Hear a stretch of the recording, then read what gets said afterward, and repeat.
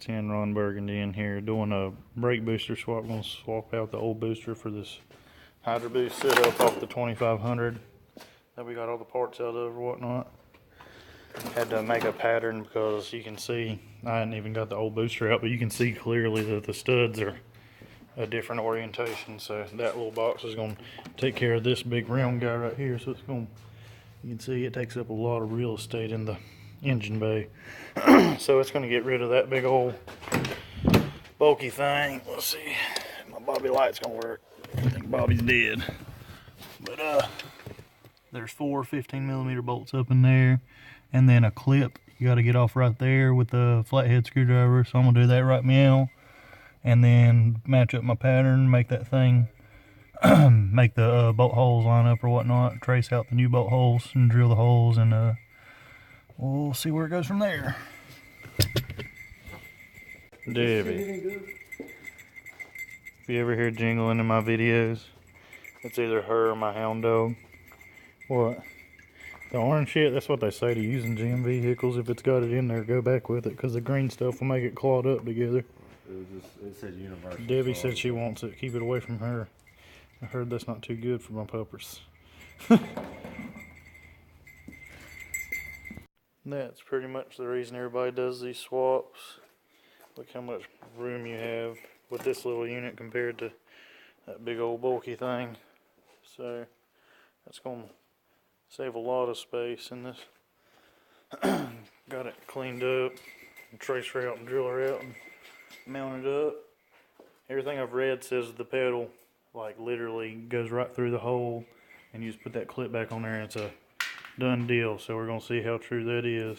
See if the interwebs lied to me and deceived me. If the quality of the video is kind of iffy, I switched back to an old phone because my other one took a spill. So working with what I got.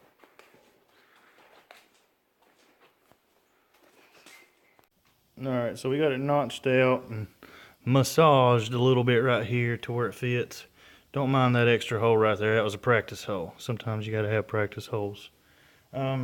We fit it up. It works really good. Being the idiot that I am, making mistakes always, every day, all the time. Didn't measure the plunger rod. The form I read, everything. The guys ended up being the same exact length, so I thought I'd be lucky.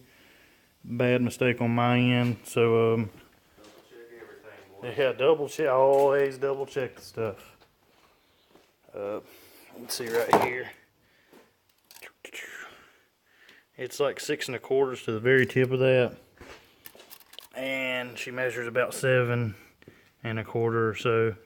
It's hard to say. 7 1/4, 7 1/2-ish or so off of the booster itself. So I think what me and James has come up with is I'm gonna cut this right here, and then I'm gonna go find a sleeved nut. Have basically like a, I guess, turnbuckle threads or whatnot, a nice long sleeve nut, and then we'll weld some thread, nice piece of all thread or a longer threaded bolt right there, and it'll actually be adjustable, and we'll get that inch that we need out of it or whatnot.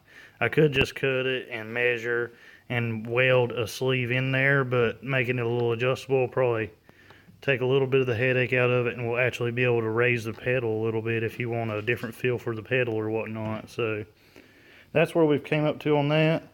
It's still going okay. The Astrovan swap seems to be a better hydroboost to go with, but once again, I got this off of the parts vehicle that I ended up having no money in, so I'm using what I got. And for that little fitting and stuff, I imagine I'll go to Lowe's or somewhere or another, and I'll have a couple dollars in that. That won't be no big deal. So I'll have better brakes still for a couple dollars in this. We'll see how the rest of it goes. And that's all the room we got with the hydroboost unit there. Still just there temporary. Gotta go fix that sleeve or whatnot, but that cleaned it up very nicely, so I'm happy about that. Not too much work for what we're gonna gain, the room we're gonna gain, cleanness and everything. That's pretty good. I'm happy with it. Back working on the old OBS truck. Cody's got the manifolds and the heater hoses done. Well, the manifolds are mocked up. Got to find more bolts, so they're just there with the gaskets on them for meow. He's going to get the harness so we can work on it. The drive-by, we're still running drive-by wire on this truck, so the drive-by wire pedal didn't fit in the cab real well.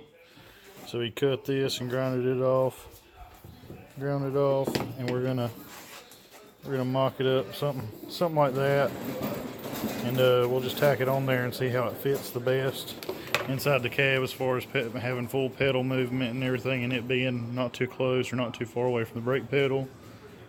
So we'll throw a little tack weld on there and see how that goes.